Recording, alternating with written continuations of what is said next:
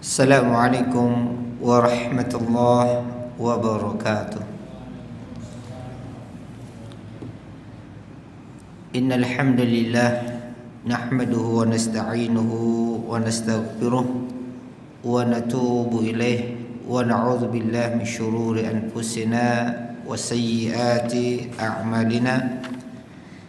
Man yahdihillahu fala mudilla lahu wa man yudlil fala hadiya lahu. وأشهد أن لا إله إلا الله وحده لا شريك له وأشهد أن محمدا عبده ورسوله يا أيها الذين آمنوا اتقوا الله حق تقاته ولا تموتن إلا وأنتم مسلمون يا أيها الناس اتقوا ربكم الذي خلقكم من نفس واحدة وخلق منها زوجها وبث منهما رجالا كثيرا ونساء واتقوا الله الذي تساءلون به والأرحام إن الله كان عليكم رقيبا يا أيها الذين آمنوا اتقوا الله وقولوا قولا سديدا يصلح لكم أعمالكم ويغفر لكم ذنوبكم ومن يطع الله ورسوله فقد فاز فوزا عظيما أما بعد فإن أحسن الكلام كلام الله وخير الهدي هدي محمد صلى الله عليه وسلم وشر الأمور محدثاتها وكل محدثة بدعة وكل بدعة ضلالة وكل ضلالة في النار. أيها الإخوان والأخوات أعزنا الله إياكم. Kembali kita bersyukur kepada Allah Tabaraka Ta'ala. Kita masih dikumpulkan oleh Allah di majelis yang mulia ini untuk bersama-sama senantiasa kembali memperhatikan dan berusaha untuk terus memperbaiki hati-hati kita, karena inilah pusat atau sumber kebaikan sebagaimana disebutkan oleh Rasulullah sallallahu alaihi wasallam, inna fil jasadi mudghah idza salahat salahal jasadu kullu wa idza fasadat fasadal jasadu kullu ala wahiyal qalb. Bahwasanya pada badan kita ada segumpal daging, apabila baik segumpal daging tersebut maka seluruh badan kita menjadi baik, apabila rusak maka rusak seluruh anggota badan kita. Ketahuilah itu adalah hati kita. Maka kepentingan seorang muslim untuk senantiasa memeriksa dan menyelidiki keadaan hatinya ini merupakan kepentingan yang besar, dan perhatian seorang muslim kepada keadaan hatinya ini sebagaimana perhatian dia dan keinginan dia untuk bisa selamat di dalam kehidupan dunia dan akhiratnya. Maka sudah selayaknya bagi siapapun seorang muslim untuk terus-menerus berusaha memeriksa dan meneliti keadaan hati masing-masing dan berusaha untuk menjaganya dari kerusakan-kerusakannya. Ikhwani wa akhwati fi din, a'azanallahu iyyakum. Pada pertemuan sebelumnya sudah dijelaskan tentang 3 keadaan hati manusia. Imma qalbun salim, yang pertama adalah hati yang sehat, yang selamat. Wa imma qalbun marid, atau hati yang sakit. Wa imma qalbun mayyit, atau hati yang sudah mati, tidak bisa menerima kebenaran. Pada malam hari ini kita akan lanjutkan pembahasannya pada pembahasan tentang madakhilus syaitan ilal qalb, yang membawa kitabnya bisa dilihat di halaman 52. Madakhilus syaitan ilal qalbi. Madakhil itu bentuk jamak dari madkhal. Madkhal artinya pintu masuk. Madakhilus syaitan, pintu-pintu masuk syaitan ilal qalbi, ke dalam hati manusia. Maka di dalam pembahasan ini beliau hafizahullah ta'ala ingin menyampaikan beberapa pintu yang digunakan oleh syaitan untuk masuk ke dalam hati manusia. Beliau mengatakan, i'lam anna mithalal qalbi mithalul hisn. Kata beliau, ketahuilah bahwasanya perumpamaan hati itu seperti sebuah benteng. Jadi hati manusia itu ibaratnya sebuah al-hisn, sebuah benteng. Wa syaitan aduun yuridu an yadkhula al-hisn. Dan syaitan ini adalah musuh yang dia ingin masuk ke dalam benteng.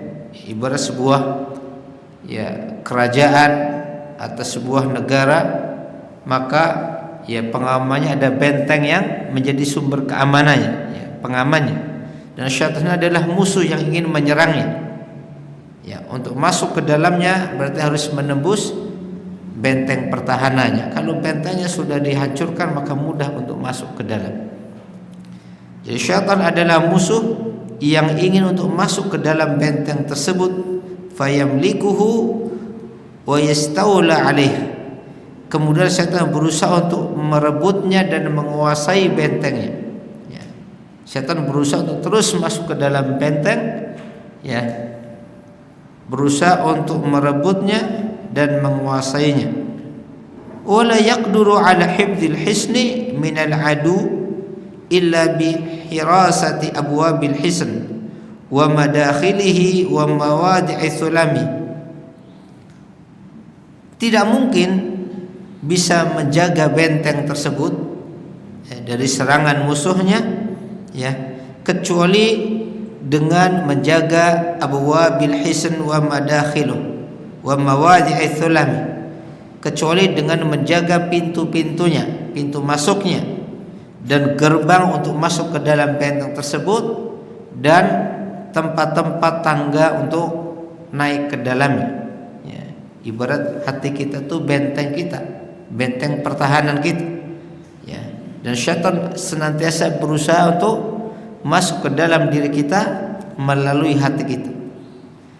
Dan tidak mungkin kita bisa menjaga benteng tersebut kalau kita tidak tahu di mana letak pintunya, celah sumber untuk masuk ke dalamnya atau gerbang utamanya.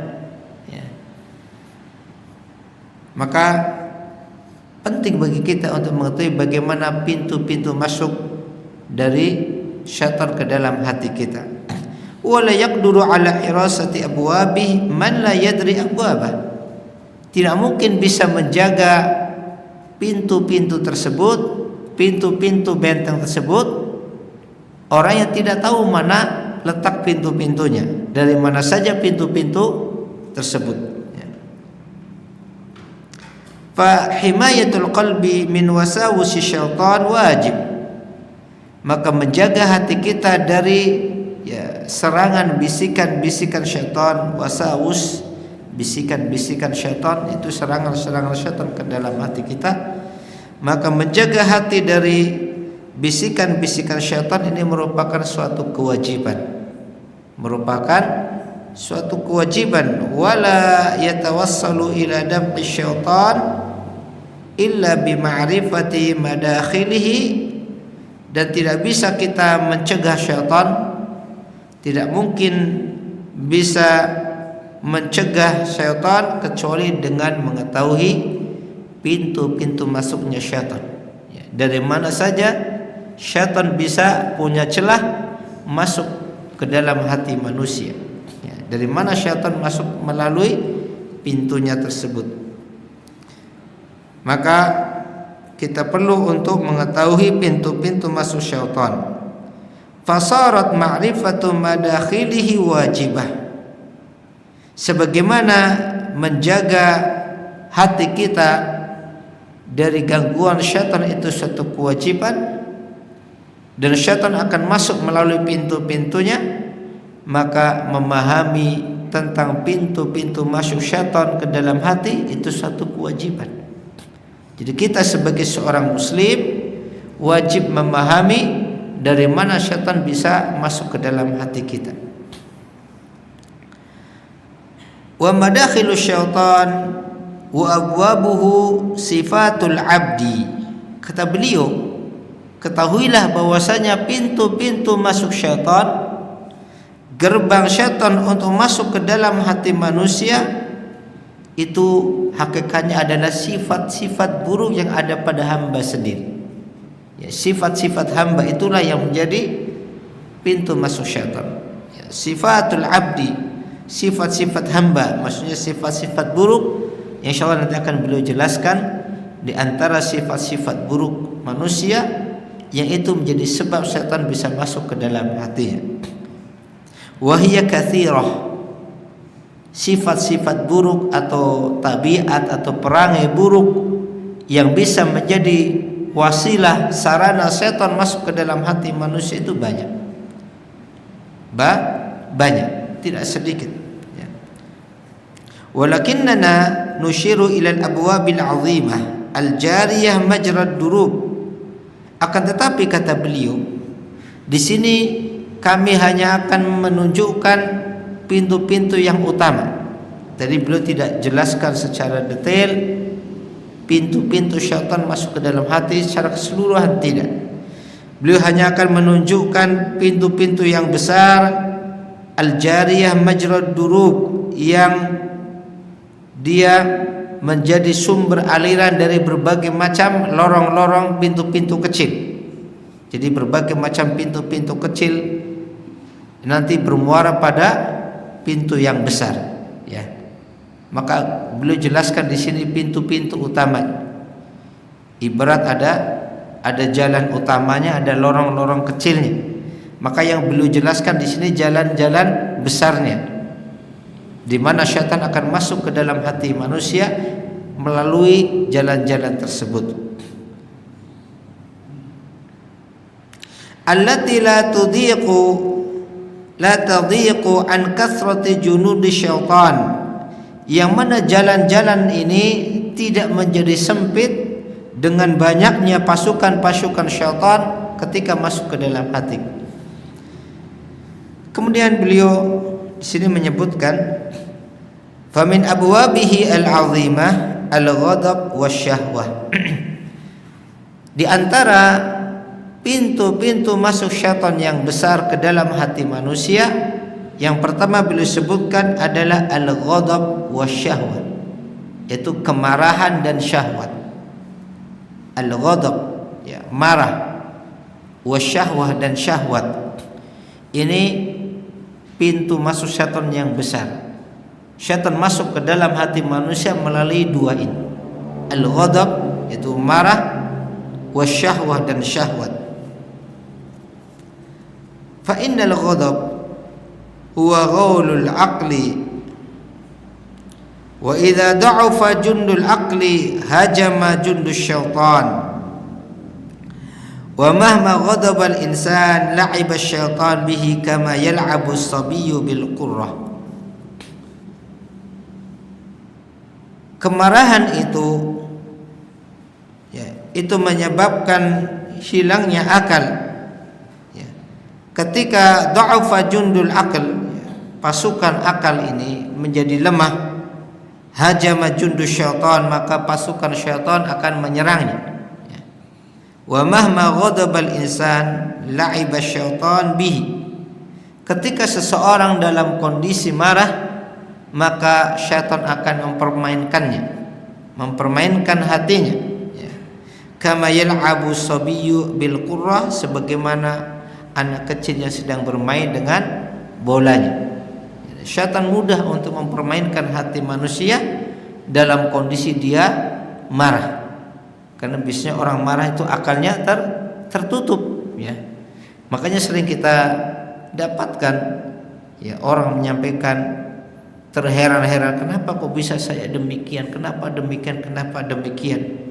Tidak habis pikir, ya. Kenapa? Karena memang dalam kondisi marah akal sehat kita itu tertutup, sehingga seseorang tidak bisa berpikir dengan jernih. Kita sendiri pun rasakan demikian.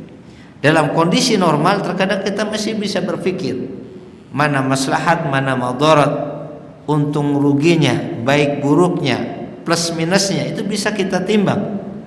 Tapi dalam kondisi marah semuanya tertutup. Semuanya tertutup. Makanya di dalam syariat kita, ya, seseorang ketika kondisi marah itu dianjurkan untuk menahan diri, tidak melakukan sesuatu. Ya. Seorang suami ketika marah dia harus menahan diri. Ya, tidak boleh mengucapkan sembarangan sampai wal'iyadzubillah mungkin menceraikan istrinya. Seorang hakim ketika marah tidak boleh memutuskan perkara. Kenapa? Karena akalnya bisa tertutup. Disitulah syaitan akan mudah mempengaruhinya dan dia tidak mampu menolaknya karena kondisi akalnya tertutup dengan kemarahan. Ya. Maka al-ghadab atau marah ini salah satu pintu syaitan. Ketika orang marah berarti di situ terbuka lebar syaitan masuk ke dalam hatinya. Demikian juga syahwat. Ya, syahwat ini juga termasuk di antara pintu besar, ya, syaitan masuk ke dalam hati manusia. Kemudian yang berikutnya kata beliau, wa min abwabil azimah al-hasad wal hirs. Di antara pintu-pintu masuk syaitan juga ke dalam hati manusia, yang kedua adalah al-hasad, hasad atau iri, wal hirs dan ketamakan. Hirs artinya tamak. Ya. Hasad dan tamak ini termasuk di antara pintu masuknya syaitan melalui hati ke dalam hati manusia. Ketika seseorang memiliki sifat hasad, ya, wal hirs dan ketamakan, fa mahma kana al-'abdu harisan a'mahu hirsuhu wa sammahu. Ketika seorang hamba memiliki sifat tamak, ya, tamak kepada sesuatu, ya, maka ketamakan dia menjadikan dia buta, tidak bisa melihat, ya, hakikat sesuatu. Wa asammahu, dan menjadikan dia tuli, ya, tidak bisa mendengarkan, ya, panggilan-panggilan yang hak. Ditulikan dengan ketamakan. Sebagaimana tadi kemarahan juga menutup akalnya, tamak juga bisa menjadikan dia buta, tidak bisa melihat hakikat kebenaran. Wa nurul basirah huwa alladhi ya'rifu madakhil syaitan. Dan cahaya ilmu basirah itulah yang bisa mengetahui pintu-pintu masuknya syaitan. Fa idza ghatahu al-hasad wal hirs lam yabsu. Ketika sifat hasad, sifat iri, dengki, wal hirs dan ketamakan menguasai seseorang, maka hasad dan tamak tersebut menyebabkan cahaya ilmu, cahaya basirah yang ada di dalam hati seseorang tertutup, sehingga dia tidak mampu melihat hakikat kebenaran karena ditutupi oleh hasad dan tamaknya. Fahina idzin yajidu syaitan fursatan. Ketika itulah syaitan punya kesempatan, fursah, ya. Ketika melihat seseorang dikuasai dengan ketamakan kepada harta, tamak kepada dunia, atau hasad kepada saudaranya, maka ketika itulah syaitan punya fursah, ada kesempatan. Fa yuhassinu indal haris kullama yusiluhu ila syahwati. Syaitan punya kesempatan, maka syaitan pun menghiasi orang yang tamak tadi, memberikan gambaran-gambaran yang indah, gambaran-gambaran yang bagus kepada orang yang tamak tadi. Kullama yusiluhu ila syahwati, semua perkara yang bisa menghantarkan dia, bisa menyampaikan dia kepada syahwatnya.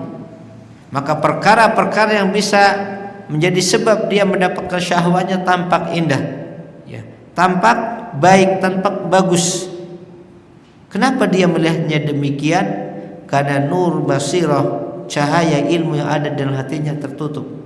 Ketika itulah syaitan masuk dan syaitan menghiasi sesuatu tampak menjadi indah. Wa in kana munkaran fahishan, meskipun hakikatnya perkara-perkara tersebut yang menyebabkan dia mendapatkan syahwat tersebut hakikatnya perkara yang munkar, perkara yang diingkari oleh hatinya, tidak diterima oleh hati nuraninya, fahishan, perkara yang keji. Tetapi karena cahaya hatinya tertutup dan syaitan masuk di situ memberikan gambaran-gambaran yang indah, maka dia pun tidak bisa mengetahui hakikat yang sebenarnya. Ammal hirsu faqad qala sallallahu alaihi wasallam. Adapun terkait masalah al-hirs, ketamakan ini, Nabi sallallahu alaihi wasallam pernah menyampaikan hadis. Nabi sallallahu alaihi wasallam bersabda, "Wa ma dhi'bani ja'ian." Dan tidaklah dua ekor serigala yang kelaparan, ursila fi ghanamin, dilepaskan di tengah-tengah kumpulan kambing, bi afsadalaha, lebih besar kerusakannya, min hirsil mar'i 'alal mali wasyaraf, daripada tamaknya seseorang kepada harta dan kedudukan, lidinihi, kerusakannya lebih besar untuk agama dia. Ini Nabi sallallahu alaihi wasallam memperingatkan kepada kita bagaimana dampak buruk, kerusakan yang besar yang ditimbulkan karena sifat al-hirs, tamak kepada dunia dan tamak kepada kedudukan. Saya bacakan lengkapnya hadis ini dan syarahnya, ya, karena di sini tidak disebutkan.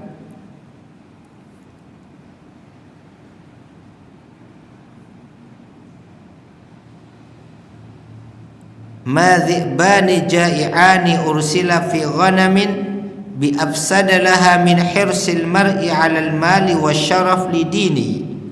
Tidaklah dua ekor serigala yang dilepas di tengah-tengah kumpulan kambing lebih merusak baginya dari ketamakan manusia kepada harta dan kedudukannya bagi agamanya.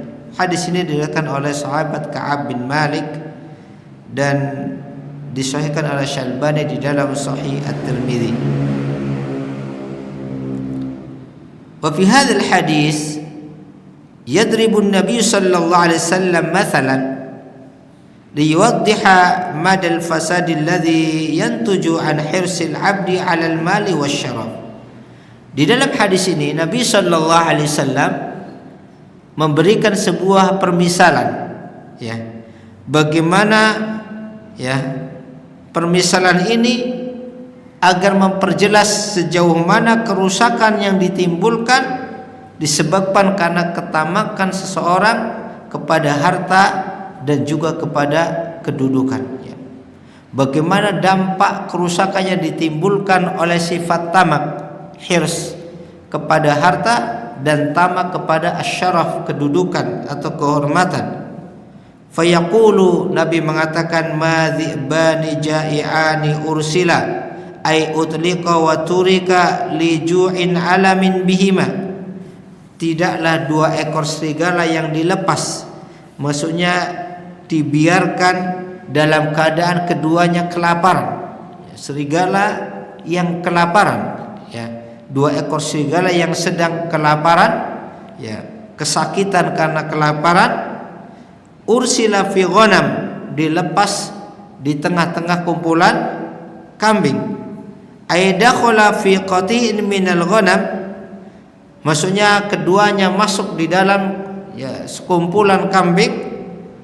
Wala yanju minal ghanam min ifsadi dhi'baini bil qat'i wal halak fi hadzal qati' wal halah hadhihi illa qalil. Dan tidak ada kambing yang bisa selamat dari kerusakan atau kematian yang ditimbulkan oleh dua serigala yang kelaparan tadi, kecuali mungkin sedikit saja, hampir-hampir tidak ada, ya.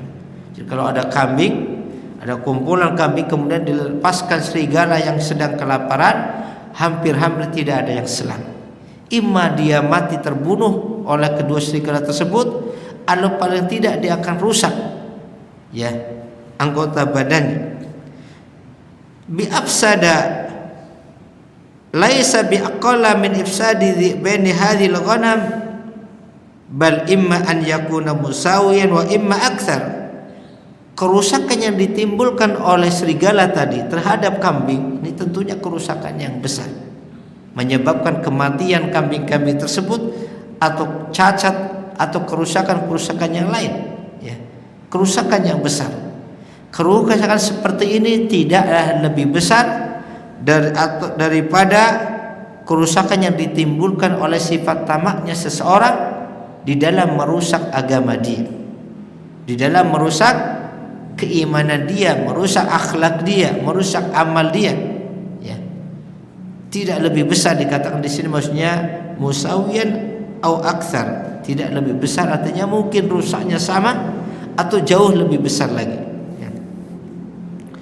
Min hirsil mar'i 'alal mali wasyaraf li dinih, daripada ya kerusakan yang timbul karena sifat tamaknya seseorang kepada harta dan tamaknya seseorang kepada syaraf, kemuliaan atau kedudukan, lidinihi, kerusakan bagi agama dia. Bahwasanya sifat tamak kepada harta atau kedudukan itu sangat merusak agama seseorang. Itu merusak kepribadian, merusak akhlak, perilaku dan agama secara umum seseorang.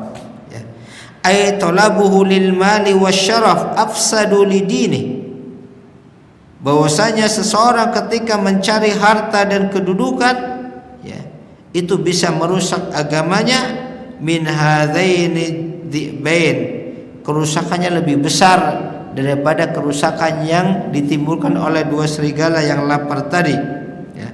Fa innal hirsa 'alal mali yaj'alul mar'a ghaira mubalin idza kasabal mal min haram. Di antara bentuk kerusakannya disebutkan di sini, seseorang yang tamak kepada harta, maka dia tidak ambil peduli, tidak pernah memperdulikan ketika dia melakukan usahanya dari cara yang haram. Karena ketamakannya menjadikan dia tidak memperdulikan meskipun pekerjaan dia, usaha yang dia lakukan itu cara-cara yang diharamkan oleh syariat.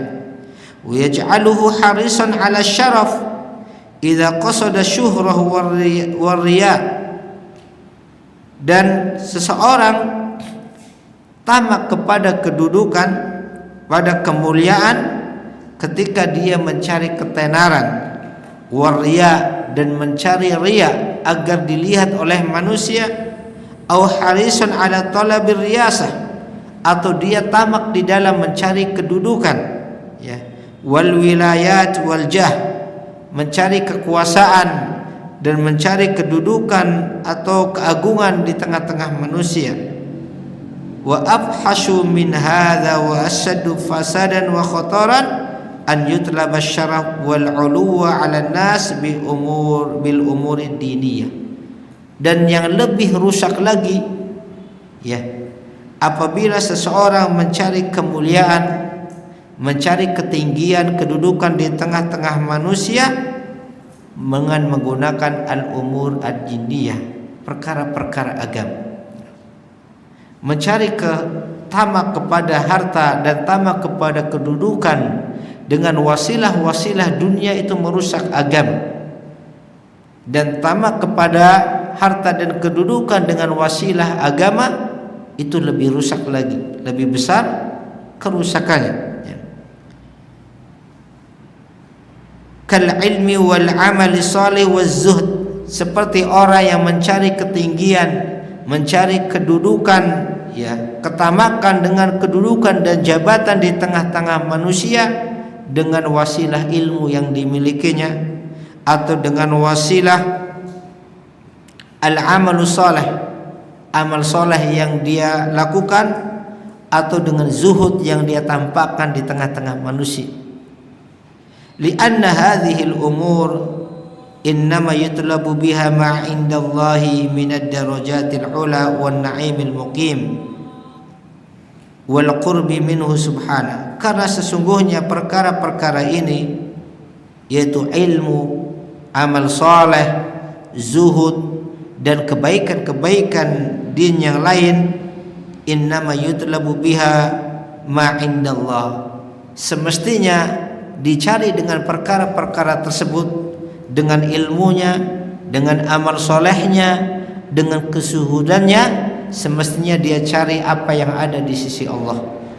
Inilah yang benar. Ketika seseorang menggunakan ilmu yang dimilikinya, dia menggunakan amal soleh yang dia kerjakan, atau zuhudnya kepada dunia yang dia lakukan, dia cari itu semua untuk meraih apa yang ada di sisi Allah, dari berupa ad-darajatil ula, kedudukan yang tinggi, wan na'imil muqim, dan kenikmatan surga yang abadi. Artinya dia lakukan itu semua untuk mencari kebaikan akhirat. Dia mencari ilmu untuk meraih kebaikan akhiratnya. Dia melakukan amal soleh untuk mengharapkan kebaikan akhiratnya. Dia menunjukkan zuhudnya kepada dunia karena ingin meraih kebaikan-kebaikan akhiratnya. Itulah perkara yang semestinya dilakukan. Ketika manusia menggunakan agamanya, ilmu amal solehnya dan zuhudnya untuk meraih dunia, maka ini kerusakan. Ya, karena berarti dia telah menempatkan sesuatu tidak semestinya. Perkara-perkara yang semestinya dia gunakan untuk meraih kebaikan akhirat, justru dia gunakan untuk meraih kebaikan-kebaikan dunia, maka ini akan semakin merusak akhirat. Semakin besar, bahkan lebih besar kerusakannya dari orang-orang yang mencari kebaikan dunia dengan dunianya. Wala yutlabu biha syai'un minad dunya, dan semestinya secara asal seseorang tidak menggunakan ilmunya, amal solehnya atau zuhudnya untuk mencari bagian dari dunia. Ya. Demikian semestinya seorang muslim. Maka tujuan utama dia di dalam thalabul ilmu, mencari ilmu, menuntut ilmu, di dalam melakukan amal soleh, di dalam zuhud, semua itu lakukan untuk meraih kebaikan akhirat. Dan tidak perlu khawatir dengan kebaikan-kebaikan dunia, karena Allah telah menjanjikan kepada hamba-hambanya, wali-walinya, Allah akan berikan dia kebaikan bagian dari dunia-dunia mereka. Ketika mereka mengharapkan bagian akhirat, maka Allah akan berikan kepadanya bagian dunia. Sebaliknya, ketika dia lupa dengan kebaikan akhirat, sibuk dengan dunianya, Allah tidak berikan dunia kecuali apa yang Allah takdirkan, dan Allah tidak berikan kebaikan akhiratnya. Insyaallah kita lanjutkan ba'da adzan.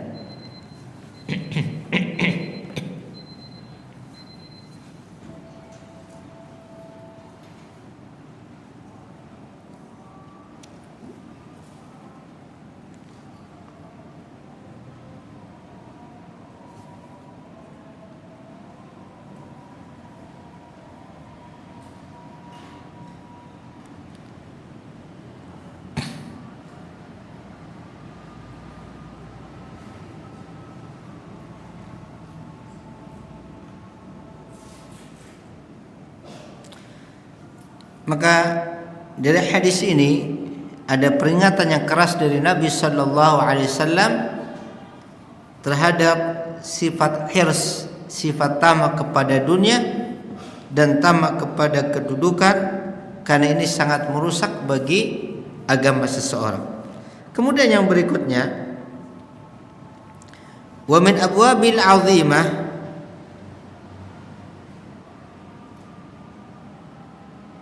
wa min abwabihi al-'azimah, itu bukan titik ya. Wa min abwabihi al-'azimah asy-syiba' ma'at ta'am. Di antara pintu besar masuknya syaitan ke dalam hati manusia adalah ketika perut dikenyangkan dengan makanan. Perut yang kenyang dengan makanan. Kondisi perut yang terlalu kekenyangan dengan makanan. Ini juga pintu masuk syaitan. Wa in kana halalan safiyan, meskipun makanan yang dimakan itu makanan yang halal, makanan yang bersih, bukan makanan yang haram. Apalagi makanan haram, apalagi makanan haram. Meskipun halal, kondisi perut yang terlalu kenyang itu menjadi sebab masuknya syaitan ke dalam hati manusia. Fa inna syiba' yuqawwi asyahwat, karena kekenyangan itu akan menguatkan syahwat seseorang. Ya, wasyahwatu aslihatu syaitan, dan syahwat itu adalah senjata syaitan untuk merusak hati manusia. Ya. Makanya kita disyaratkan adanya siam, adanya puasa. Salah satunya untuk melemahkan kekuatan syahwat kita. Ya, dengan berpuasa, melemahkan syahwat berarti melemahkan salah satu senjata syaitan untuk merusak hati manusia. Wa min abwabihi al-'azimah al-'ajalah. Kemudian yang keempat, di antara pintu-pintu masuk syaitan ke dalam hati manusia yang berikutnya adalah al-'ajalah, sikap tergesa-gesa. Al-'ajalah artinya tergesa-gesa atau terburu-buru. Sikap tergesa-gesa atau terburu-buru. Al-'ajalah. Ya. Ini termasuk di antara pintu masuk syaitan. Wa tarku tatsabbut fil umur, dan tidak tatsabbut di dalam sesuatu. Tatsabbut artinya berusaha mencari kebenaran. Ya. Tatsabbut berusaha mencari kebenaran fil umur, di dalam setiap perkara. Ini salah satu pintu masuk syaitan ke dalam hati manusia, al-ajalah, sikap tergesa-gesa atau terburu-buru dan tidak tatsabbut atau tidak berusaha untuk mencari kebenaran fil umur, di dalam setiap perkara. Qala Nabi sallallahu alaihi wasallam, al-ajalatu minasyaitan wa ta'anni minallahi ta'ala. Rawahu Tirmidzi bilafdhin anat wa qala hasan. Nabi sallallahu alaihi wasallam beliau bersabda, al-ajalah minasyaitan, sikap tergesa-gesa itu datangnya dari syaitan. Wa ta'anni, dan ta'anni itu kebalikan dari al-ajalah. Dan ta'anni, ya, tidak tergesa-gesa di dalam melakukan sesuatu atau di dalam bersikap, minallahi ta'ala, itu datangnya dari Allah Ta'ala. Ya. Hadis ini diriwayatkan oleh Imam Tirmidzi dengan lafaz al-anat. Al-anat dengan ta'anni maknanya sama. Ya. Dan Tirmidzi mengatakan hadis ini hadis yang hasan. Ini juga termasuk di antara salah satu pintu masuk syaitan, yaitu sifat al-ajalah. Ya, terburu-buru atau tergesa-gesa di dalam bertindak, di dalam melakukan sesuatu. Ya. Saya tambahkan penjelasannya. Innal ajalah bitab'ihi, innal insan bitab'ihi ajulun yawaddu law adraka kulla syai'in bisur'ah. Manusia itu tabiatnya, ya, tabiat asal manusia itu memang punya sifat ajul, yaitu tergesa-gesa, terburu-buru, dan dia ingin untuk mendapatkan sesuatu segera. Itu tabiat kita. Ya, tabiat manusia itu tergesa-gesa, tidak sabar. Ya, tidak sabar, ingin segera mendapatkan sesuatu. Wa qad bayyana Allah Ta'ala hadzal amra alladhi istaqarra fi nufusi bani Adam. Allah Subhanahu wa taala menjelaskan sifat ini yang memang Allah tetapkan ada pada jiwa manusia, yaitu sifat apa? Al-ajalah, terburu-buru. Allah Ta'ala berfirman di dalam surat Al-Isra ayat yang 11, wa kanal insanu ajulan, dan manusia itu di Allah ciptakan dalam keadaan ajulan, punya sifat tergesa-gesa. Dan manusia itu tergesa-gesa. Wa qal, di dalam ayat yang lain Al-Anbiya ayat 37 Allah berfirman, khuliqal insanu min ajal, manusia Allah ciptakan dari adanya sifat ketergesa-gesaan.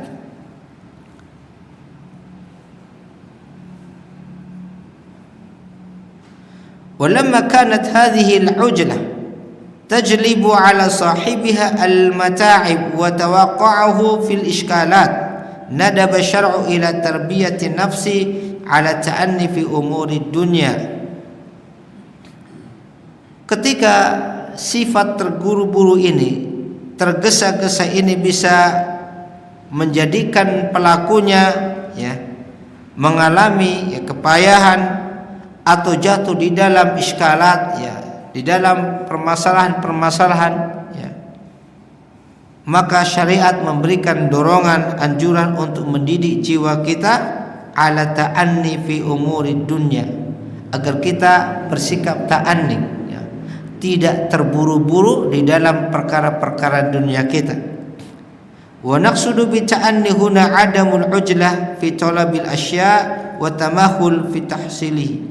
Yang dimaksud dengan ta'anni tidak terburu-buru, wa ta'anni minallah. Ta'anni artinya adamul ujlah fi talabil asya', tidak terburu-buru di dalam mencari sesuatu atau menginginkan sesuatu, at-ta'anni. Wa tamahul fi tahsiliha, dan tamahul artinya kita pelan-pelan bersabar untuk mendapatkannya. Wa idza kana Allah Ta'ala qad qala li Nabi sallallahu alaihi wasallam wa la ta'jal bil Qur'an. Allah Subhanahu wa taala pernah berfirman kepada Nabi kita Muhammad sallallahu alaihi wasallam, wa la ta'jal bil Qur'an min qabli an yuqda ilaika wahyu. Dan janganlah engkau wahai Muhammad terburu-buru dengan Al-Qur'an sebelum diselesaikan kepada kamu wahyunya. Wa hadza fi talaqqil Qur'an. Ini di dalam mengambil Quran, fa inna ta'anni yakunu matluban minal insan fi umuri hayati kulliha. Maka at-ta'anni tidak tergesa-gesa di dalam bersikap, ini dituntut pada setiap manusia di dalam setiap urusan hidupnya.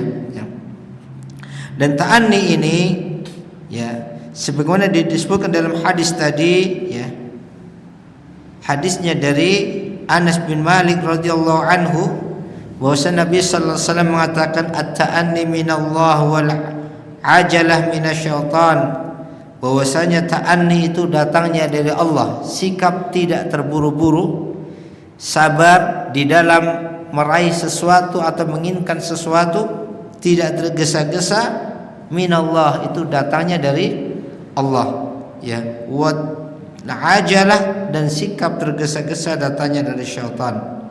Fa inna Allah yuhibbu. Kalimat ucapan Nabi at-ta'anni minallah, tidak tergesa-gesa datangnya dari Allah, ini menunjukkan bahwa Allah menyukai sikap ini. Allah mencintai sikap at-ta'anni, tidak terburu-buru di dalam melakukan sesuatu. Oleh hadza qala Nabi sallallahu alaihi wasallam li Ash'ad Abdul Qais. Nabi sallallahu alaihi wasallam pernah berkata kepada salah seorang sahabatnya yang bernama Ash'ad Abdul Qais. Kata Nabi, inna fika la khaslataini yuhibbuhumallahu wa rasuluh.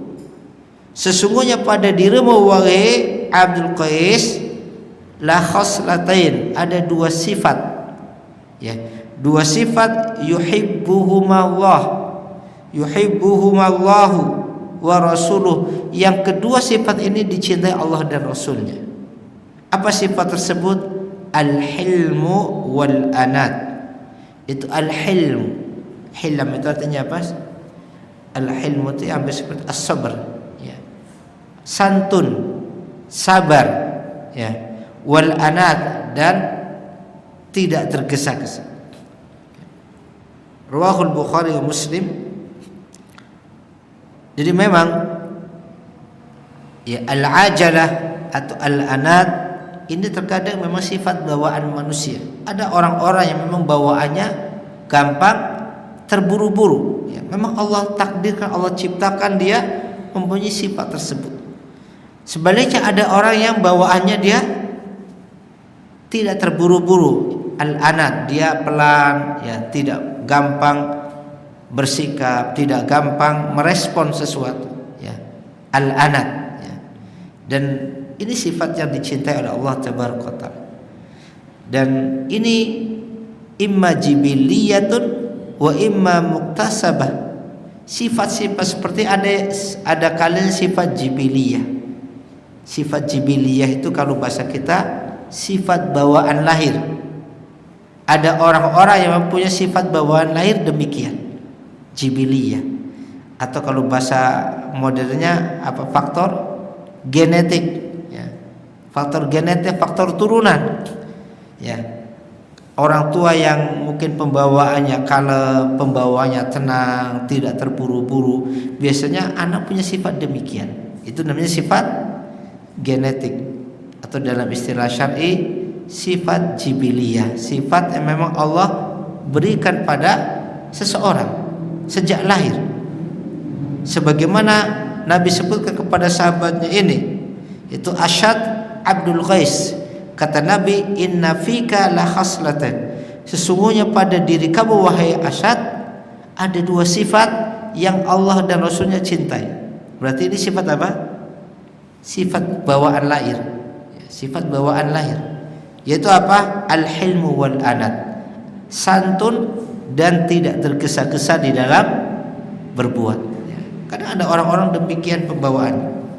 Walaupun para ulama menjelaskan bahwasanya sifat-sifat tabiat manusia itu ada yang jibiliyah, ada yang muktasabah. Jibiliyah artinya bawaan lahir, muktasabah artinya yang diusahakan, ya, dipelajari, kemudian dijadikan sebagai kebiasaan, ya.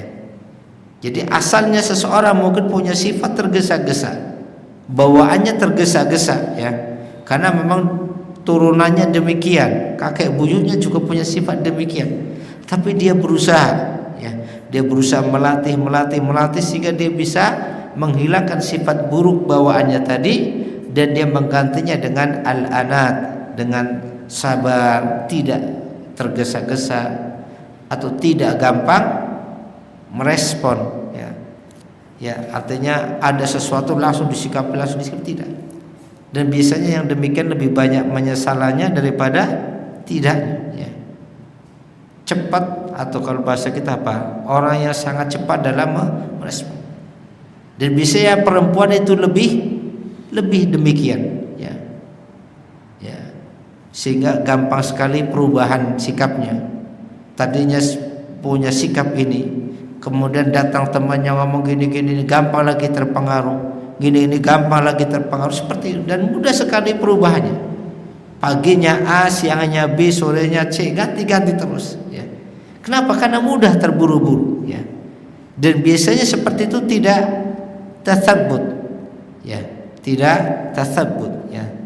Ketika ada informasi langsung direspon, ada yang langsung direspon seperti itu namanya al-ajalah, dan ini termasuk pintu masuk syaitan kepada hati manusia. Sebaliknya al-anat, ya, tidak tergesa-gesa di dalam melakukan sesuatu. Ini perkara-perkara yang bisa mengurangi, ya, potensi masuknya syaitan ke dalam hati manusia. Wa min abwabihi al-'azimah al-bukhlu wa khauful faqr. Kemudian di antara pintu masuk syaitan yang berikutnya adalah al-bukhl, bakhil atau pelit, wa khauful faqr, dan takut kemiskinan. Ini juga termasuk di antara pintu masuk syaitan ke dalam hati manusia, yaitu sifat bakhil, kikir atau pelit, wa khauful faqr, dan takut miskin, ya, takut miskin. Fa inna dzalika huwa alladhi yamna'u minal infaq wa tasadduq wa yad'u ila al-iddikhar wal kanzi wal 'adzabil alim. Karena sifat bakhil ini, ya, dan takut miskin ini yang menjadikan seseorang terhalang dari berinfak, ya, dari bersedekah, dan mendorong dia, ya, untuk menimbun dan menumpuk-numpuk harta, sehingga dia akan mendapatkan azabul alim, siksaan yang pedih dari Allah karena kebakhilannya, karena kekikirannya tersebut. Ini termasuk juga di antara pintu masuk syaitan kepada hati manusia ketika hati dikuasai dengan kebakhilan, ya, takut miskin, takut berkurang hartanya, sehingga untuk berinfak, bersedekah sangat berat sekali. Ya. Maka kekhawatiran seperti ini menjadikan syaitan mudah sekali masuk menguasai hatinya. Ya. Masuk menguasai hatinya karena ketakutan yang seperti ini. Wa min abwabihi al-'azima at-ta'assub lil madhahib wal ahwa wal hiqd 'ala al-khusum wan nadhr ilaihim bi'ainil izdira' wal istihqar. Kemudian yang keenam, di antara pintu masuk syaitan ke dalam hati manusia adalah at-ta'assub lil madhahib, sifat taklid buta, yang fanatik buta kepada mazhab-mazhab atau pendapat-pendapat seseorang. Ya. Sikap fanatik buta, ta'assub, mengikuti sesuatu tanpa dalil. Ya. Ta'assub, ya, fanatik kepada mazhab-mazhab, pendapat-pendapat, wal ahwa, dan kepada hawa nafsu, wal hiqdu 'alal khusum, dan adanya hiqd, kedengkian kepada lawan debat, punya kedengkian kepada lawan debatnya, wan nadhar ilaihim bi'ainil izdira, kemudian merendahkan lawan bicaranya atau lawan debatnya, wal istihqar, dan meremehkannya. Orang yang mudah merendahkan atau meremehkan orang lain yang menjadi lawannya, lawan bicaranya atau lawan diskusinya. Ta'assub kepada pendapat-pendapat, kemudian kepada hawa nafsunya, meremehkan orang lain, itu menjadi sebab gampangnya syaitan masuk ke dalam hatinya. Wa dzalika mimma yuhliku al-'ubbad wal fussaq jami'an. Dan sifat ta'assub dan hiqd, dengki ini, kedengkian, ta'assub dan dengki ini yang menimbulkan kerusakan al-'ubbad, orang-orang ahli ibadah, wal fussaq, maupun orang-orang fasik, orang-orang ahlul maksiat. Baik ahli ibadah maupun ahli maksiat itu dirusak oleh syaitan, salah satunya melalui pintu ta'assub wal hiqd, dan kedengkian.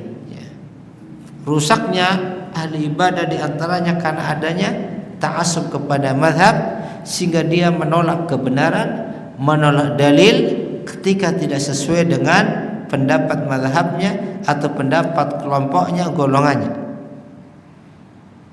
Dan ketika adanya hiqd, adanya kedengkian kepada orang-orang yang menjadi lawan debatnya, lawan diskusinya, meskipun kebenaran ada pada lawannya, tapi karena ta'assubnya dan karena hiqd, dengkinya, dia menolak kebenaran.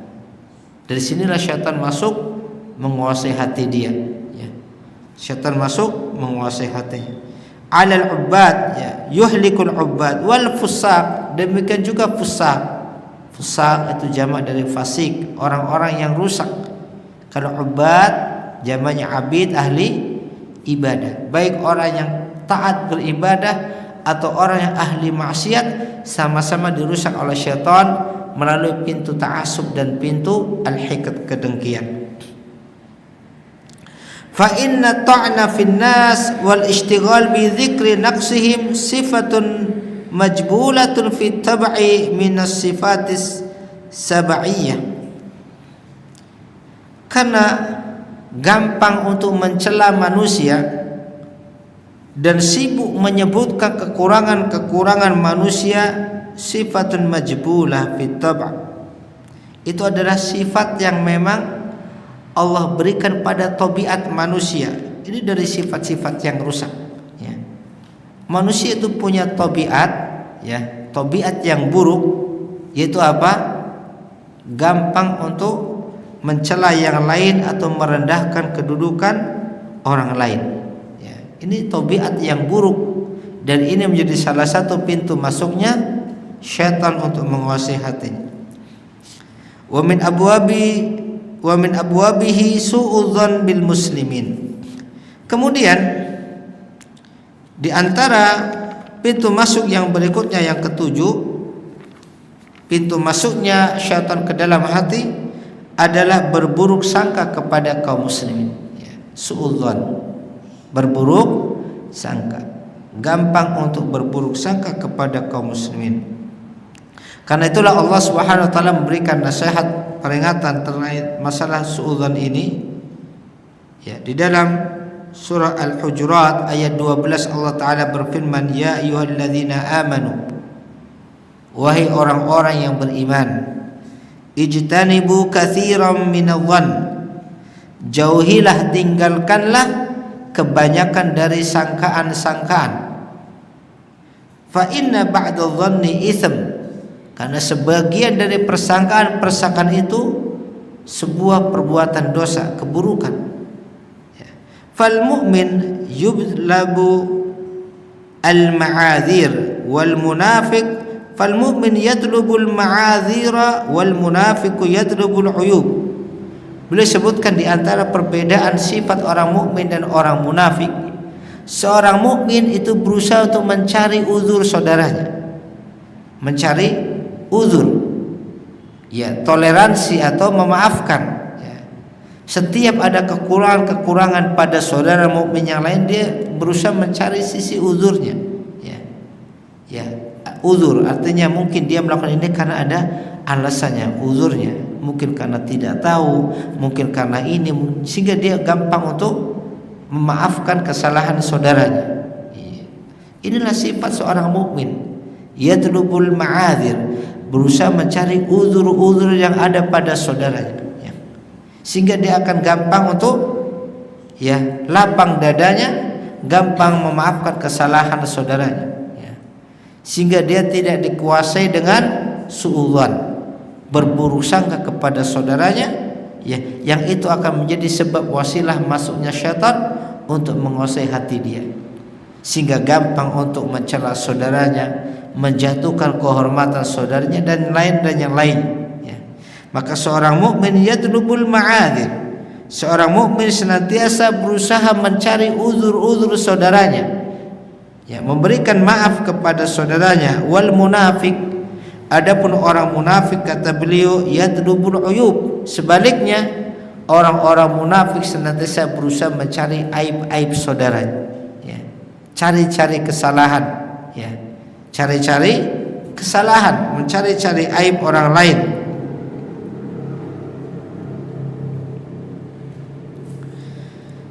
Fa in qulta famal ilaju fi daf'i syaitan, kalau kamu bertanya, lalu apa obat untuk bisa mencegah masuknya syaitan? Obat apakah untuk mencegah masuknya syaitan? Wa hal yakfi fi dzalika dzikrullah ta'ala wa qaulul insan la haula wa la quwwata illa billah? Apakah cukup untuk bisa mencegah masuknya syaitan ke dalam hati ketika seseorang berzikir kepada Allah, atau ketika seseorang mengatakan la haula wala quwwata illa billah? Apa artinya la haula wala quwwata illa billah? La haula, tidak ada satupun daya atau upaya, wala quwwata, dan tidak ada satupun kekuatan, illa, melainkan billah, semata-mata karena pertolongan dari Allah. Menunjukkan kita seorang hamba-hamba yang lemah, menunjukkan kelemahan kita, ketidakmampuan kita, ketidakberdayaan kita di hadapan Allah Azza wa Jalla. Tidak ada satupun kekuatan, tidak ada satupun kemampuan, kekuatan, melainkan semata-mata billah, bil isti'anati minallah, kecuali dengan pertolongan Allah. Karena muskilahnya kita tuh banyak bacaan zikir, tapi kita tidak faham, artinya tidak faham, apalagi maknanya juga tidak faham. Makanya banyak zikir-zikir yang kita lakukan, bacaan zikir, bacaan doa yang kita panjatkan, kita ucapkan, itu kurang kuat pengaruhnya ke dalam hati kita. Kenapa? Karena kita tidak tahu yang dibaca.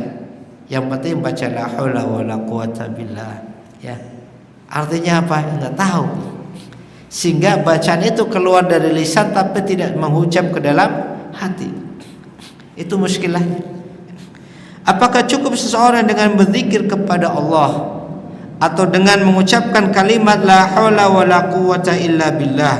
Tidak ada satupun upaya dan tidak ada satupun kekuatan kecuali semata-mata karena pertolongan Allah. Apakah itu cukup untuk mencegah masuknya syaitan ke dalam hatinya? Kata beliau, fa'lam, ketahuilah anna ilajal qalbi fi dzalik, bahwasanya obat untuk mengobati hati sehingga mampu untuk mencegah masuknya syaitan ke dalamnya, saddu hadhil madakhil, yaitu bagaimana menutup rapat-rapat pintu-pintu masuk ini yang tadi beliau sebutkan, ya.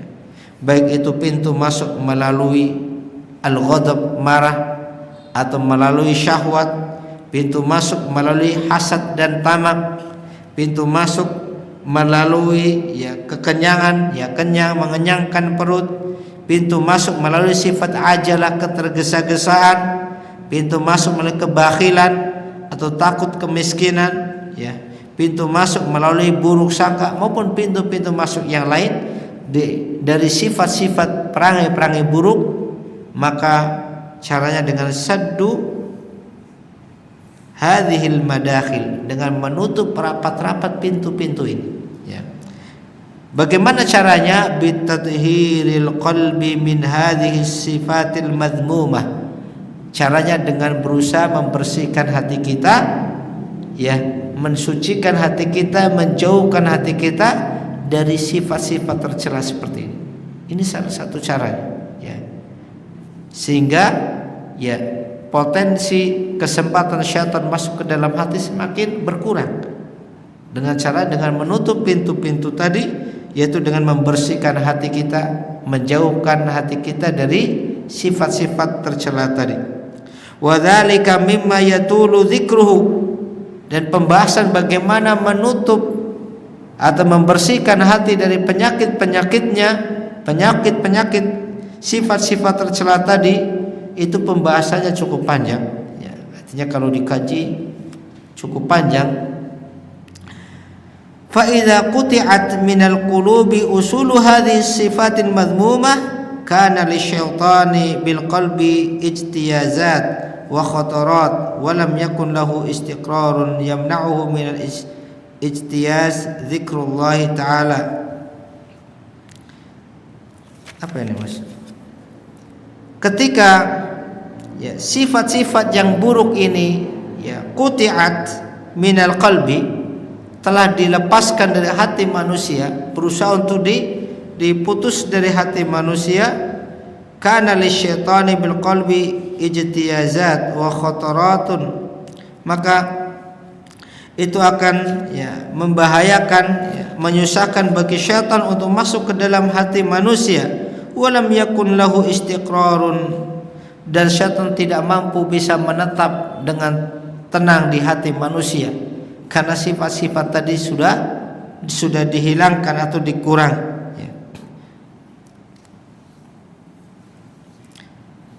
Yamna'uhu min al-ijtiyasi dzikrullah ta'ala li'anna haqiqata dzikri la tatamakkanu min qalbi illa ba'da amaratil qalbi bittaqwa wa tathhiri min as-sifatil madhmumah. Dan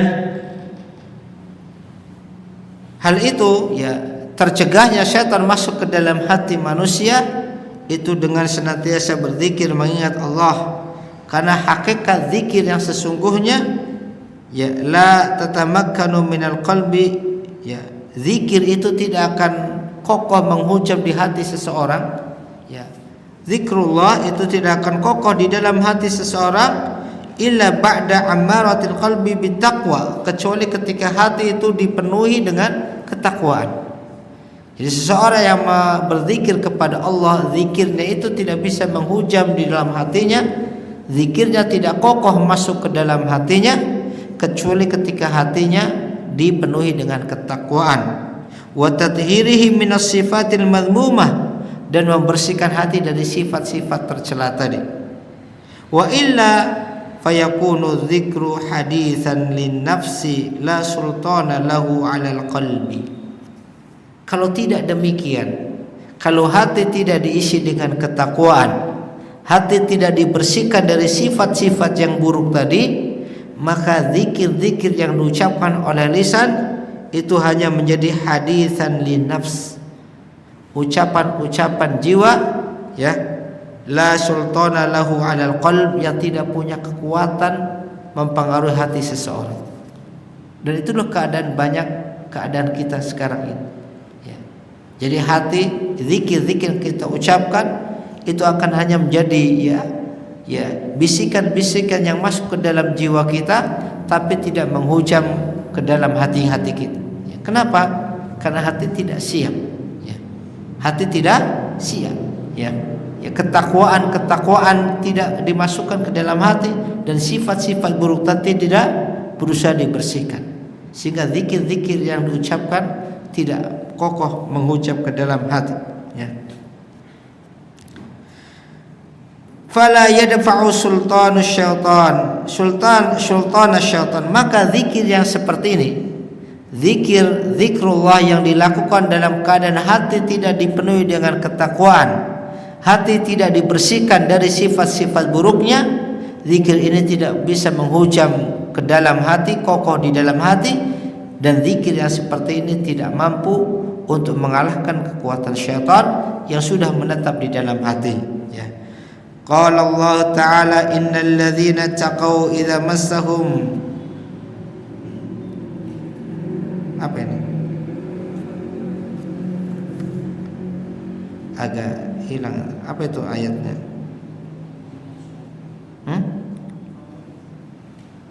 Coba tak cari di sini. Itu kayaknya cetakannya kok ada.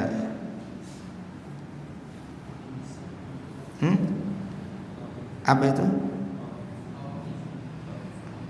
Ta'ifun minasyaitan, ya. Coba dicari.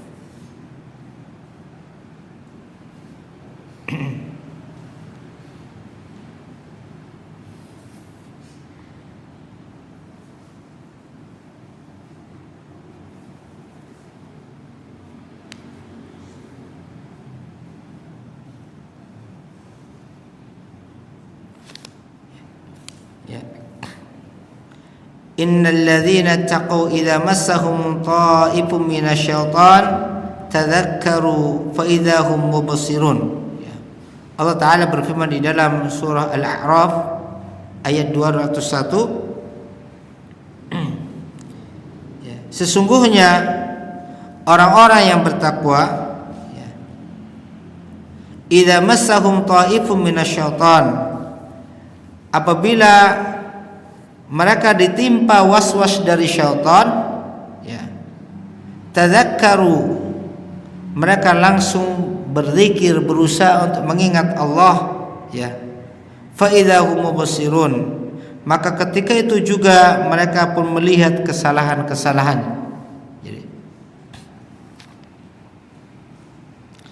wa khassasa bidzalika al-muttaqi, Allah mengkhususkan, ya, orang-orang yang bisa menolak waswas syaitan, gangguan dari syaitan, kemudian hatinya bisa berzikir, mengingat Allah. Allah khususkan pada orang-orang yang bertakwa. Artinya apa? Orang-orang yang punya manfaat dari zikir-zikirnya adalah orang-orang yang hatinya dipenuhi dengan ketakwaan. Ketika hati jauh dari ketakwaan, hati jauh dari, hati dipenuhi dengan sifat-sifat yang buruk, maka zikir-zikir yang dilakukan tidak mampu mencegah gangguan syaitan ke dalam. Ini sebagai jawaban, apakah zikir bisa mencegah syaitan masuknya ke dalam hati manusia? Maka dilihat kondisi hatinya. Zikir-zikir yang dilakukan oleh orang-orang yang hatinya dipenuhi dengan ketakwaan, hatinya jauh bersih dari sifat-sifat buruk, maka zikir seperti inilah yang akan mengokoh ke dalam hatinya, menghujam ke dalam hatinya, dan mampu untuk mengalahkan kekuatan syaitan yang mencoba masuk ke dalam hatinya. Famithlu syaitan kamithlul kalbi ja'i' yaqrubu minka. Kata beliau, Dilanjutkan di halaman berikutnya. Perumpamaan syaitan itu seperti perumpamaan seekor anjing yang kelaparan. Yaqrubu minka, yang dia berusaha mendekatimu. Gambaran syaitan itu seperti seekor anjing yang kelaparan dan dia berusaha mendekatimu. Fa in lam yakun baina yadayka khubzun wa lahmun fa innahu yanzajir bi an taqulahu ikhsha. Ya. Fa mujarradu saut yadfa'uhu. Kalau di sisimu, kata beliau, ya, tidak ada roti atau tidak ada daging, makanan yang dicari oleh anjing yang kelaparan tadi, ya. Kalau di sisimu tidak ada daging, tidak ada roti, tidak ada daging, maka cukup dengan mengucapkan ikhsha, pergilah, ya, dibentak saja anjing akan lari, ya. Anjing tersebut akan lari, ya. Ya. Karena tidak ada yang ingin dia dapatkan, ya, roti atau daging tersebut, ya. Fa mujarradu saut yadfa'uhu, maka cukup dengan suara, dengan membentak atau ya membentak anjing tadi itu bisa mencegahnya, bisa menghalanginya sehingga dia akan pergi, ya. Demikian juga syaitan. Fa in kana baina yadayka lahmun wa huwa ja'i, adapun ketika di sampingmu, di hadapanmu ada daging dan anjing itu dalam keadaan kelaparan, ya, fa innahu yahjamu 'alal lahm, maka anjing itu akan menyerang kepada daging tersebut, wala yanjajir bi mujarradil kalam, dan dia tidak akan pergi meskipun kamu bentak, ya. Anjing yang lapar, kalau di samping kita ada daging, kalau tidak ada daging, tidak ada sesuatu, dibentaknya dia akan pergi, ya. Tetapi kalau di samping kita ada daging, biar kita bentak dia akan dengan rakusnya menerkam ya daging tadi karena kelaparannya. Itulah gambaran syaitan kepada manusia seperti itu. Gambaran syaitan, kata beliau, itu seperti seekor anjing yang kelaparan, ya, yang mendekati kita, ya. Kalau di samping kita ada makanannya, maka dia tidak akan pergi, ya. Dia akan berusaha menyerangnya karena ada makanan yang dia inginkan di situ. Kalau tidak ada makanan, maka dia akan mudah untuk pergi. Fal qalbu al khali an quti syaitan, maka hati yang bersih, tidak ada makanan-makanan syaitan di situ, sifat-sifat buruk, perangai-perangai buruk yang itu menjadi makanan syaitan, menjadi wasilah masuknya syaitan. Ketika itu semua dihilangkan, dibersihkan dari hati seseorang, ya, yanzajiru anhu bi mujarradi dzikr, maka syaitan akan mudah pergi ketika seseorang berzikir. Disitulah pengaruhnya, ya. Kenapa zikir terkadang tidak bisa mempengaruhi gangguan syaitan? Sudah zikir, sudah membaca kalimat-kalimat zikir, sudah membaca ayat-ayat Quran, tapi gangguan syaitan ke dalam hati masih kuat. Kenapa? Karena hati kita masih banyak potensi-potensi makanan-makanan syaitan, dari sifat-sifat buruk, kesyirikan, kebid'ahan, atau sifat-sifat buruk hati yang ada, yang kita tidak berusaha untuk melawan, ya.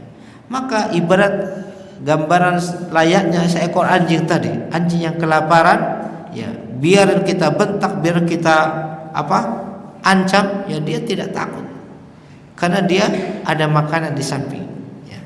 Maka demikianlah gambaran hati manusia. Ketika hati kosong dari sifat-sifat yang menjadi sumber makanan syaitan tersebut, maka cukup dengan berzikir, syaitan akan pergi menjauhi hati. Fa amma syahwatu fa idza ghalabat 'alal qalbi wa dafa'at haqiqata dzikr ila hawashil qalbi falam yatamakkan min suwaidaihi fayastaqirru syaitan fi suwaida'il qalb. Adapun syahwat, ya, ketika syahwat sudah menguasai hati seseorang, dan syahwat ini salah satu pintu masuk syaitan, ya, perkara yang bisa menguatkan syaitan, ya, makanan syaitan. Maka ketika syahwat ini sudah menguasai hati seseorang, wa dafa'at haqiqata dzikr, dan syaitan itu pun mencegah, menolak hakikat zikir ya, ila hawasil qalb, menjadikan zikir itu ya mendorongnya sampai ke pinggiran hati. Artinya zikir-zikir yang diucapkan tidak sampai masuk ke dalam intinya hati manusia, artinya disingkirkan zikir-zikir tadi oleh syahwatnya. Falam yatamakkan min suwidaih, sehingga zikir itu tidak bisa menetap dengan kokoh di jantung hatinya, di pusat hati seseorang ya. Fa yastaqiru syaitan fi suwidail qalb, maka ketika itu syaitan pun akan mudah masuk ke dalam ya inti dari hati manusia. Jadi beliau gambarkan ibarat hati itu sebuah bangunan ya.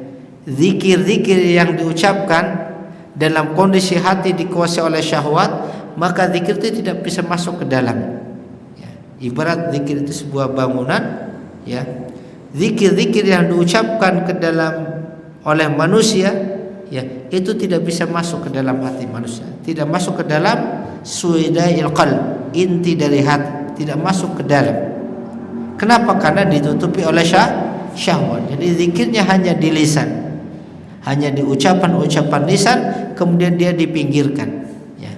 Ketika hati manusia kosong ya, tidak masuk zikir ke dalamnya, maka ketika itulah syaitan akan mudah masuk ke dalam. Maka syaitan menjadi wasilah, syaitan bisa masuk ke dalam hati manusia, dan zikir ketika itu tidak banyak bermanfaat. Zikir-zikir yang diucapkan terkadang tidak mampu untuk menolak gangguan syaitan ya. Kenapa? Karena syahwat sudah terlalu kuat. Qala sallallahu alaihi wasallam, Nabi sallallahu alaihi wasallam bersabda, fil qalbi limmatan, di dalam hati manusia itu ada limmah. Limmah itu artinya bisikan hati ya. Di dalam hati manusia itu ada limmah, ada dua bisikan. Fil qalbi, di dalam hati manusia limmatani, ada dua bisikan atau lintasan-lintasan. Limmatun minal malak, yang pertama adalah bisikan yang datang dari malaikat. Hati manusia, kata Nabi, itu punya dua sumber bisikan. Yang pertama bisikan yang datangnya dari malaikat ya. I'adzun bil khair, bisikan ini senantiasa mendorong hati untuk melakukan kebaikan. Wa tasdiqun bil haq, dan menyebabkan hati, memerintahkan hati untuk membenarkan kebenaran ya. Membenarkan artinya tidak menolak al-haq, kebenaran yang datang dari Allah. Faman wajada dzalik, maka siapa yang dapatkan bisikan seperti ini. Terkadang kita ada lintasan-lintasan, ada bisikan-bisikan dalam hati kita untuk melakukan keinginan-keinginan ya. Lintasan bisikan hati terlewat dalam benak kita ya. Ada lintasan ingin melakukan sesuatu kebaikan, ingin melakukan amal soleh, ingin melakukan amal-amal kebaikan, dan seterusnya masuk ke dalam hati ya. Kalau kita dapatkan seperti itu, kata Nabi sallallahu alaihi wasallam, faman wajada dzalik, siapa yang dapatkan hal itu, falya'lam annahu minallah, maka ketahuilah bahwasanya bisikan-bisikan untuk melakukan kebaikan tadi itu datanya dari Allah Rabbul Alamin ya. Bisikan-bisikan dari malaikat tadi datanya minallah, dari Allah Subhanahu. Wal yahmadillah, maka hendaklah dia memuji Allah ya. Walimmatun minal adu, dan bisikan yang kedua adalah bisikan dari musuh. Musuhnya manusia yaitu syaitan. I'adzun bisyarr, bisikan ini menyuruh, mendorong manusia untuk melakukan keburukan. Hatta orang beriman pun kadang pun juga memiliki demikian ya. Ada terkadang bisikan-bisikan, lintasan-lintasan melakukan kemaksiatan, wal a'yadzubillah, ingin melakukan keburukan ini melakukan itu, bisikan-bisikan syaitan ya. Dan harus dilawan ya, tidak dituruti. Itu bisikan yang memang datang menimpa hati kita. Dikatakan oleh Nabi, itu adalah bisikan dari syaitan musuh kita yang menyuruh kepada keburukan, wa takdzibun bil haqq, dan bisikan ini menolak atau mendustakan kebenaran. Fa wa nahyun 'anil khair, dan mencegah dari kebaikan, ya, mencegah dari kebaikan-kebaikan.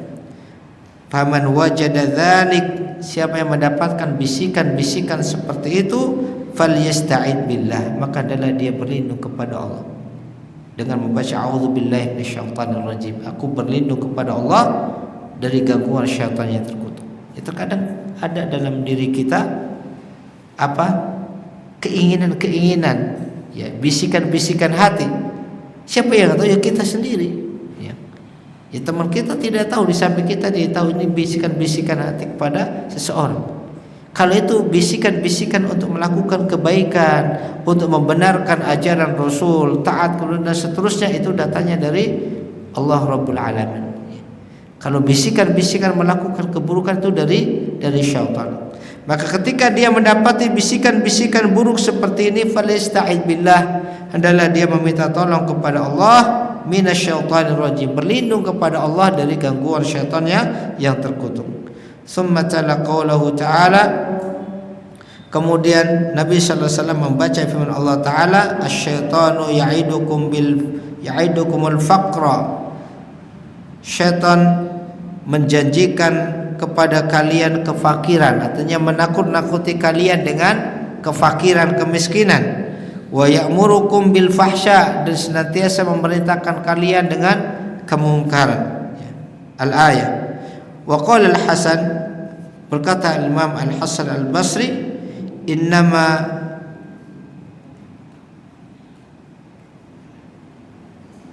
apa ini? Mungkin bukan hammani. Innama hammun hammani yajulani fil qalb.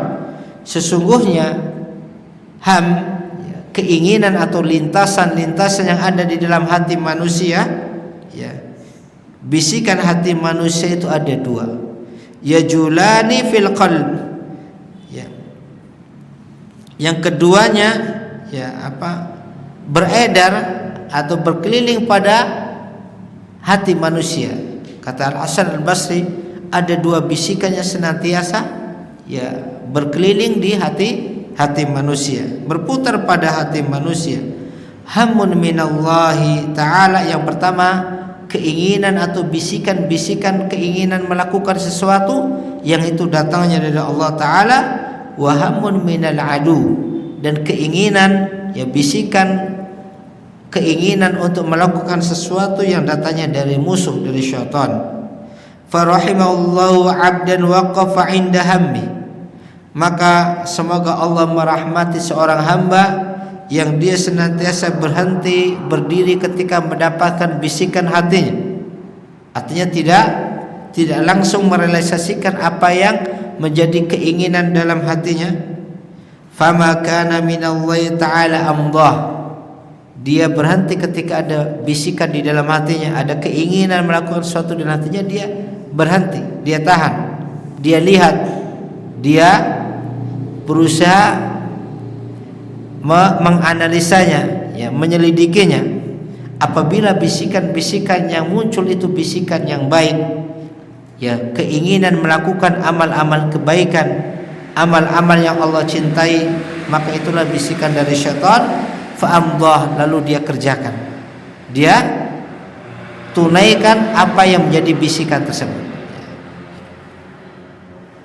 Wa makana min aduwwihi jahadah, kemudian apabila bisikan yang dia dapati di dalam hatinya tadi, keinginan melakukan sesuatu yang muncul dalam hatinya tadi adalah keinginan untuk melakukan keburukan, kemaksiatan, yang itu datang dari musuhnya, dari syaitan, jahadah, dia akan berusaha untuk memeranginya, menahannya. Jadi bukan berarti seorang muslim, seorang mukmin yang bertakwa, dia tidak punya bisikan-bisikan buruk, ya. Kenapa? Karena ini dua potensi yang Allah berikan ke dalam setiap hati manusia. Seperti kata Nabi tadi, in fil qalbi limmatan, di dalam hati itu ada dua bisikan, dan ini ujian dari Allah Subhanahu wa taala. Ya, jangan dikira orang-orang ahli taat itu tidak ada bisikan berbuat buruk, ya. tetap ada bisikan-bisikan, dorongan-dorongan berbuat buruk, ima bermaksiat, ima kiber sombong, ima bisikan untuk meremehkan orang lain, ima merendahkan orang lain, dan seterusnya. Muncul bisikan-bisikan atau bisikan-bisikan kebaikan, ya. Maka sikap seorang muslim hendaknya dia senantiasa tawakuf, ya. Ketika muncul bisikan-bisikan dalam hatinya, dia tahan dulu. Kemudian dia pikir-pikir. Dia berusaha memikirkan, ya. Dilihat apakah bisikan-bisikan yang muncul adalah bisikan yang mendatangkan kebaikan yang Allah cintai, Allah ridhoi. Kalau itu iya, maka dikerjakan. Apa yang menjadi bisikan tadi, keinginan tadi dikerjakan, ya. Dan sebaiknya dia tidak menunda-nunda keinginan amal baik, ya. Ada perintah dari Nabi sallallahu alaihi wasallam, saya lupa hadisnya, kalau kita ada keinginan melakukan suatu amal soleh, jangan ditunda-tunda. Kenapa? Karena terkadang itu hilang lagi. Keinginan untuk berbuat baik terkadang tidak setiap saat muncul, ya. Ya kadang tiba-tiba orang ada apa, kalau bahasa kita apa? Ada kerentek, ya. Ada terlintas tiba-tiba ingin bersedekah, tunaikan, ya. Realisasikan, ya. Oh, saya ingin ziarah ke teman saya, tunaikan. Saya ingin ziarah ke orang tua, saya ingin ini, tunaikan, ya. Kalau ada seperti itu segera dikerjakan, ya. Sebaliknya, ketika ada bisikan-bisikan maksiat, bisikan dia bercoba menahannya, jahada, memeranginya. Dan itulah bukti hidupnya hati manusia. Karena hati yang hidup, ya, hati yang mampu memerangi atau melawan setiap bisikan-bisikan yang buruk yang masuk ke dalam, ya. Bukan berarti hati qalbun salim itu berarti tidak ada bisikan-bisikan buruk. Karena kata Nabi itu tabiat yang Allah berikan kepada setiap diri kita, ya. Pasti ada hal-hal demikian, ya. Maka seorang muslim berusaha untuk tawakuf, sebagaimana kata Hasan Al-Basri, ya, rahimallah, semoga Allah merahmati seseorang hamba waqafa inda hammi, yang dia senantiasa waqaf artinya berhenti di setiap bisikan hatinya, ya, menahan diri setiap ada keinginan bisikan ke dalam hatinya. Famakana minallahi ta'ala amdah, ketika dia melihat, dia memperhatikan bisikan itu bisikan yang baik yang datang dari Allah, maka dia berusaha untuk segera menunaikannya, berusaha untuk merealisasikan apa yang menjadi keinginan hatinya tadi. Wa makana minan adu, dan bisikan-bisikan yang datang dari adu, dari musuh, dari syaitan, jahadah, dia berusaha untuk menahannya, melawannya, ya, sekuat tenaga. Karena itu datangnya dari syaitan yang senantiasa mengajak kepada keburukan. Ikhwani wa akhwati, a'azanallakum, ini saja yang bisa kita sampaikan terkait penjelasan tentang pintu-pintu masuk syaitan. Dan masih ada beberapa penjelasan yang lain terkait dengan madakhilus syaitan ilal qalb, bagaimana syaitan masuk ke dalam hati manusia. Mudah-mudahan bisa kita lanjutkan di kesempatan berikutnya biidznillah dengan izin Allah. Kalau ada kebaikan, kebenaran itu semata-mata datangnya dari syaitan. Kalau ada kekhilafan, kesalahan dari kekurangan saya pribadi, saya mohon maaf dan mohon ampun kepada Allah Ta'ala. Kita tutup dengan doa penutup majelis. Subhanakallahumma bihamdik, asyhadu an la ilaha illallah, anta astaghfiruka wa atubu ilaik. Assalamualaikum warahmatullahi wabarakatuh.